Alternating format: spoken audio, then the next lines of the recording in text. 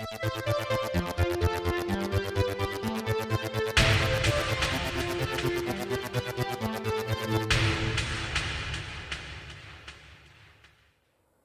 there guys, it's Adam Martyn here, and welcome back to another episode of the Hits Review. This is the series where we take a comprehensive chronological look at the main rival to now, that's what I call music, at least in the 80s and early 90s. And this is our 9th episode of the Hits Review, which means we're looking at the 9th installment, which as you can see is not titled The Hits Album 9. So I'm going to call it Hits 9, but here it is, it's The Hits Album Volume 9.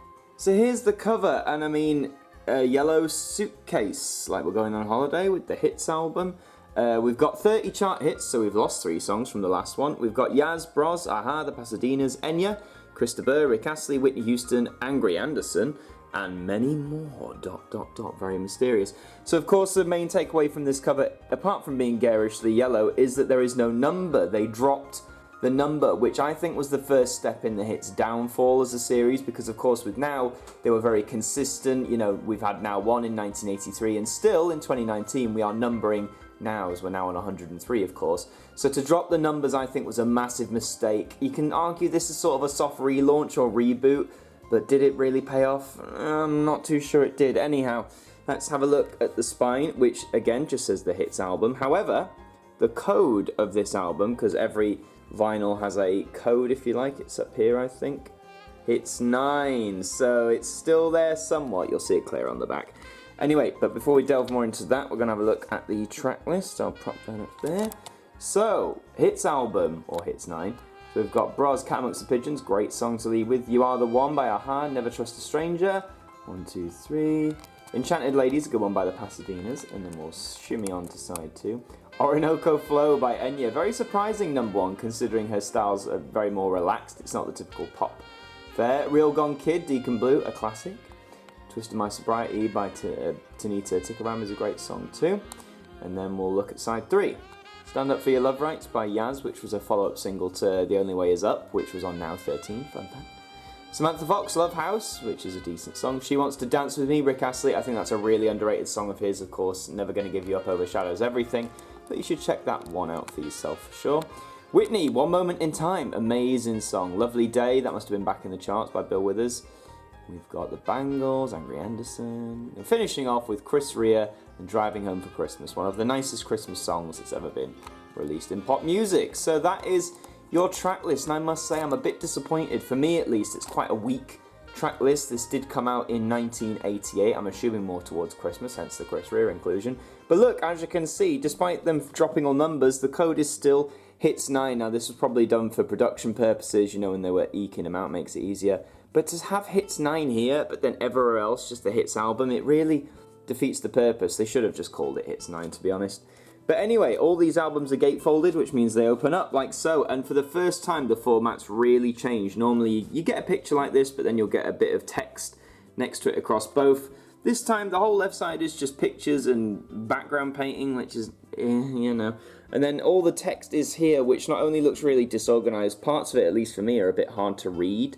So why on earth they dropped the text next to the pictures, I have no idea. Maybe they were trying to really break away from Now, or something like that. Also notice on this one there are no advertisements of previous Hits albums, which further suggests that they were trying to really reboot this series by getting away from the numbers, but again it just doesn't really work. But anyhow, I'm going to take out one of the discs now and show you what it looks like. So here is the Hits album, or Hits 9 on disc. The main logo is there, and it even says Hits 9 there, and I'm guessing it'll say on the other side. Yep, exactly the same on the other side. So if you thought that was bad enough, well, it also was released, amongst other things, on cassette. And I have it here. This is once more the fat box style of cassette, rather than singular tapes. Like them or love them, I'm not a big fan. It's all the same stuff, same wretched logo there. This one on the spine says Hits album. This one's set at C9, Hits cassette 9, so that, you know, it's all over everywhere. You open this up, they are stacked like this. I have never been a fan of this sort of stacking. I think it's gross. There's no logo, sadly. There used to be logos there, that's a shame.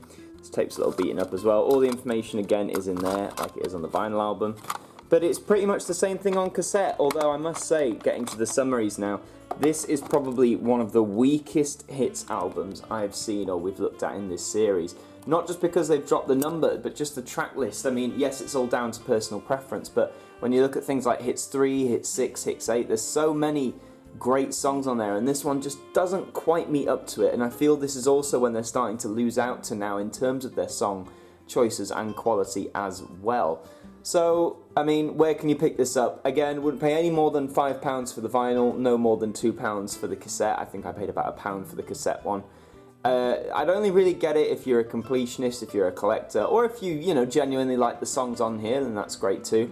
But I really feel this, as I say, is the beginning of the downfall of the hit series. To not number your 9th installment and expect people, in an age where there was no internet, no easy ways to find the past albums unless you went in a shop, rebooting it just seems a bit daft, because Now, by this point, was on its, I don't know, it just had maybe its 13th volume, so that was running high.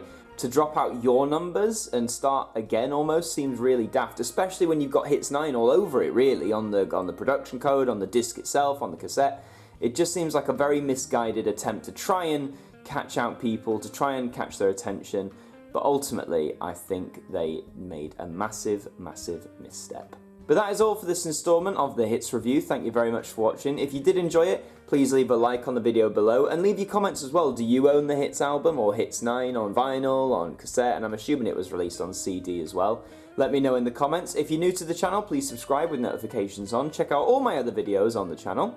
And until the next one, I will see you guys next time.